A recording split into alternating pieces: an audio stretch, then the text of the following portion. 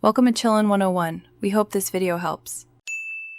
You start by preparing and taking the first removal steps. Disconnect the battery and wait 2 minutes to disable airbags and electronics. This prevents faults. Remove the cup holder insert and pop off the shifter trim using a trim pry. Work edges gently to avoid clips breaking. Unscrew visible fasteners with the correct Torx or Phillips bits and stash hardware on a magnetic tray. Once these screws are out, pull up the front trim section firmly but controlled. You're exposing the console for the deeper removals. Once done with the trim, move to the central fasteners and wiring. Remove the 10 mm bolts at the front and rear of the console and any brackets tied to the seat rails. These hold the unit to the floor, so don't force it.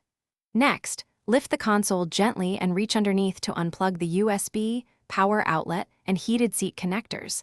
Label each with tape so reassembly is dead simple. As you lift, feel for plastic clips along the sides. Depress and disengage them so the console clears without cracking. You finish by extracting and inspecting the console assembly. With all bolts and plugs free, lift the unit straight up and place it on a padded surface to protect trim. Inspect clips and harnesses for damage and replace any broken retainers before reinstall. This ensures a tight fit. When reinstalling, reverse steps, hand start bolts, then snug to factory feel. Don't over-tighten. If switches or lights fail after reconnecting the battery, make sure connectors are fully seated and verify ground continuity at the Thanks for watching. Consider subscribing if we helped you.